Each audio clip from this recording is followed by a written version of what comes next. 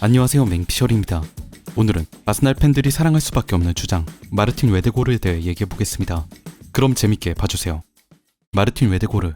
축구 미디어와 전문가들은 이 선수를 이렇게 평가하곤 합니다. 아스날의 마에스트로. 이 별명은 크게 두 가지 이유로 인해 만들어졌습니다.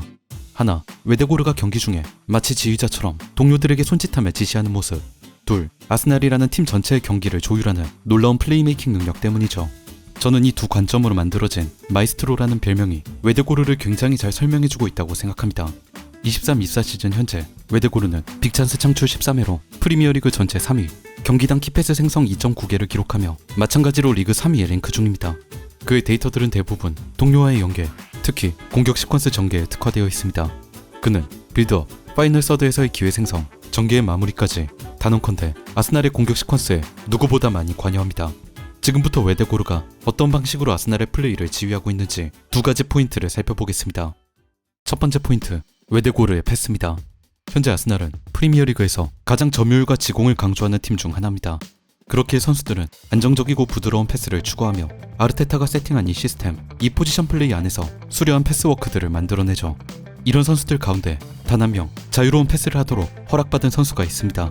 팀의 주장, 웨데고르입니다. 예전에 포지션 플레이를 설명해드리면서 각 팀의 감독들이 자유를 부여하는 선수가 한 명씩 있다고 말씀드렸습니다. 과르디올라가 제레미 도쿠에게 무제한으로 드리블을 칠 수 있는 자유를 줬듯 아르테타는 웨데고르에게 무제한으로 창의적인 패스를 할 수 있는 자유를 줬습니다.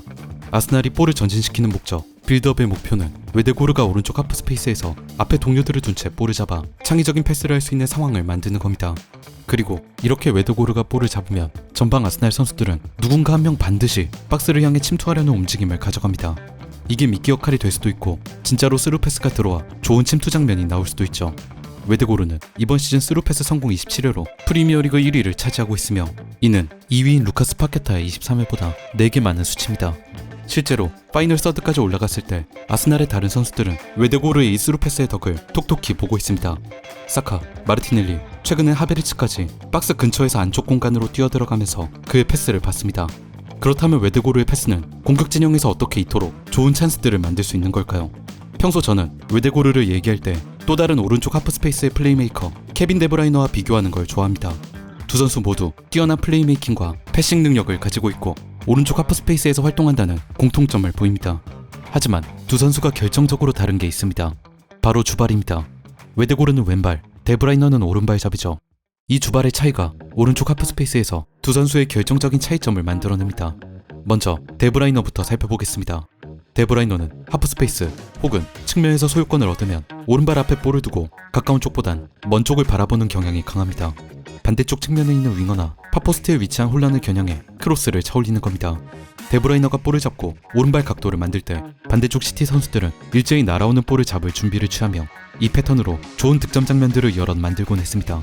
또한 볼을 가지고 전진을 감행할 때도 주발이 오른발이기 때문에 박스 방향보다는 측면 쪽, 즉 바깥쪽으로 빠지는 플레이를 많이 보여주는데요. 이 경우 측면으로 빠진 데브라이너로 인해 상대 수비가 끌려나오고 하프 스페이스의 간격이 벌어집니다. 이 공간으로 뛰어드는 동료에게 볼을 넘겨줌으로써 추가적인 찬스를 이어갈 수 있죠. 반면 웨데고르는 왼발을 사용합니다. 오른쪽 하프 스페이스에서 볼을 잡을 때 그는 골대 방향을 바라본 채 안쪽으로 움직임을 가져갑니다. 이후 크로스보다는 박스 안 침투하는 동료를 타깃으로 날카로운 왼발 스루 패스를 넣어주는 걸 선호합니다. 웨데고르의 이 패스는 왼발로 차기 때문에 마치 가마차기처럼 골대 쪽으로 휘어져 들어가는 무브먼트를 보여주며 볼을 잡는 공격수 입장에선 슈팅을 하기 매우 적절한 방향으로 다가옵니다. 볼을 갖고 움직이는 방향 역시 데브라이너와는 완전히 반대입니다. 데브라이너가 바깥으로 빠져가는 방향성을 보인다면 웨데고르는 안쪽 횡적으로 움직이는 경우가 많습니다. 박스 앞 마크 근처에서 상대 수비의 시선과 움직임을 자신에게 끌어당기고 그 뒤에서 침투하는 동료에게 스루 패스를 툭 밀어주죠. 심지어 상대 수비가 뒤로 빠지는 패스를 의식해서 공간을 내줄 땐 자신이 직접 왼발로 득점을 꽂아 넣기도 합니다. 현재 프리미어리그 최고의 미드필더들이라 불리는 두 선수의 방향이 이렇게 정반대인 것, 그리고 이들을 활용하는 두 감독이 사제지간이라는 것도 흥미로운 부분입니다. 두 번째 포인트, 웨데고르의 리더십입니다. 지금의 아스날은 꽤나 젊은 팀입니다. 평균 연령 25.5세, 조르지뉴 정도를 제외하면 대부분의 주전 선수들의 나이가 20대 초중반에 형성되어 있으며 여기에 감독인 아르테타가 82년생, 41세, 주장 웨데고르는 25세로 팀을 이끄는 이들마저도 상당히 젊습니다. 다른 빅시스 팀들의 주장들, 리버풀의 반다이크가 32세, 맨시티의 카일 워커 33세, 토트넘의 손흥민 31세, 맨유의 브루노 페르난데스가 29세인 걸 생각해보면 웨데고르는 첼시의 리스 제임스와 함께 매우 어린 축에 속하는 주장입니다. 사실 웨데고르는 아스날 이전부터 팀 리더의 중책을 맡아왔습니다. 2021년 당시 22세였을 때 조국인 노르웨이 대표팀 주장직에 선임, 지금까지 이 역할을 수행하고 있죠. 어떻게 웨데고르는 어린 나이에 대표팀과 클럽팀에서 이런 중책을 짊어질 수 있었을까요? 축구 미디어와 전문가들은 그의 리더십을 이렇게 표현합니다. 조용한 리더십. 라커룸이나 훈련장에서 크게 소리치거나 윽박지르지 않고 낮은 톤으로 대화하며 공감해주는 리더라는 겁니다. 웨데고르의 이 조용한 리더십은 아스날이라는 팀을 하나로 묶는 데 기여했습니다. 이번 23-24 시즌을 앞두고 아스날은 데클란 라이스, 카이 하베르츠, 위리엔 팀버르를 영입, 선수 구성과 시스템의 변화를 줬습니다. 전문가들은 팀에 새로운 선수가 들어왔을 때 가장 중요한 건 동료들 사이 동일한 파장을 맞추는 작업이라고 말합니다. 우리가 어떤 축구를 추구하는가, 상황에 따라 무슨 약속을 하는가, 필드 위에서 여러 선택지를 마주했을 때 우선순위로 둬야 할 플레이는 무엇인가, 이러한 세세한 부분들에 대해 모든 구성원들이 같은 생각, 즉 동일한 파장을 가져야 한다는 뜻이죠. 지금 아스날 선수들의 호흡이 좋게 맞아떨어지고 있는 건 물론 감독인 아르테타의 공도 있겠지만 제가 보기엔 연습 중에 파장을 맞추기 위해 노력한 웨데고르의 덕이 큽니다. 나는 팀의 선수들이 들어오면 우리가 하는 모든 일이 이해하기 어려울 수 있으므로 작은 일부터 도와주려 한다. 동료들에게 필요한 것이 있는지 파악하기 위해서, 그리고 경기장에서 우리가 어떻게 축구를 하는지 설명하기 위해서 그들과 대화하려 노력한다. 우리는 이미 가족이나 마찬가지다. 지시보다 대화, 명령보다 공감. 웨데고르가 보여주고 있는 이 특유의 리더십을 두고 아르테타 역시 극찬을 아끼지 않았습니다. 웨데고르는 자신만의 방식으로 일한다. 팀을 이끄는 방법엔 여러 가지가 있고 그에겐 독특한 자신만의 방법이 있다. 나는 그로부터 아무것도 빼앗고 싶지 않다. 모두가 웨데고르를 존경하고 따른다. 아르테타가 웨데고르의 리더십을 두고 독특하다고 표현한 건 이러한 리더상이 축구에선 오랫동안 일반적이지 않았기 때문입니다. 여러분 모두 잘 아시겠지만 과거 축구에서 이상적으로 바라봤던 리더상은 오랫동안 전사에 가까웠습니다. 맨유의 로이킨같이 팀 동료들의 의욕과 열정을 최대한 불러일으키고 필드 위에서 치열한 전투를 벌이며 상대에게 두려움을 심어주는 존재였죠. 하지만 이랬던 강한 리더상은 시간이 지나며 조금씩 바뀌어왔습니다. 네덜란드에서 탄생한 토털 풋볼이 축구 패러다임을 차지하고 동시에 네덜란드인의 독특한 사고방식 또한 전세계 축구로 퍼져나갔습니다. 아약스의 전설적인 감독 파날의 표현을 빌리자면 감독과 선수들이 언쟁과 토론을 벌일 정도로 강하게 소통하는 문화 말입니다.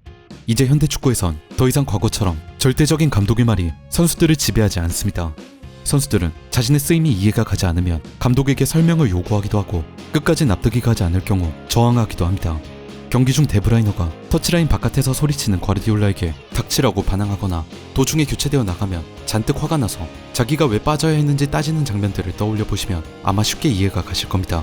이럴 때마다 과르디올라는 어떻게 반응했을까요? 나는 세계 최고의 명장이니 입 다물고 지시나 들으라며 윽박질렀을까요? 절대 아닙니다. 나는 케빈의 이런 행동들이 너무 좋다. 여러분은 그가 훈련장에서 내게 얼마나 소리를 지르는지 모를 것이다. 그런 에너지가 좋다. 이게 우리가 필요로 하는 것이다. 과르디올라는 선수들이 지시를 납득하지 못할 때마다 하나하나 상세히 자신의 의도를 설명합니다. 명령이 아니라 대화로 선수들을 움직이죠. 네덜란드의 토털 풋볼로부터 이어진 기조, 대화와 소통의 문화는 축구의 리더상을 전사에서 대화 상대로 바꿔놓았고 이는 비단 감독뿐 아니라 주장도 마찬가지였습니다. 감독이 전술의 판과 시스템을 설계하는 작곡가, 선수들이 각각의 특색을 가진 악기라면 주장은 곡에 맞춰 대화로 선수들의 파장을 조율하는 지휘자가 되는 겁니다.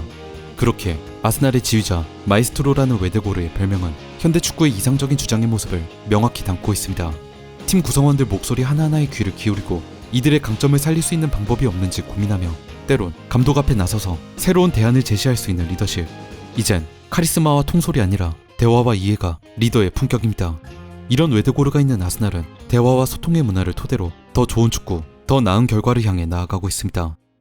여기까지 아스날의 승리를 지휘하는 리더 마르틴 웨데고르에 대해 얘기해봤습니다. 이번 23-24 시즌 프리미어리그는 여느 때처럼, 아니 어쩌면 역대급으로 치열한 우승 경쟁을 펼치고 있습니다. 과연 아스날이 오랜 수건이었던 프리미어리그 우승을 이번에야말로 이뤄낼 수 있을지 관심있게 지켜봐야겠습니다. 그럼 지금까지 맹피셜이었습니다.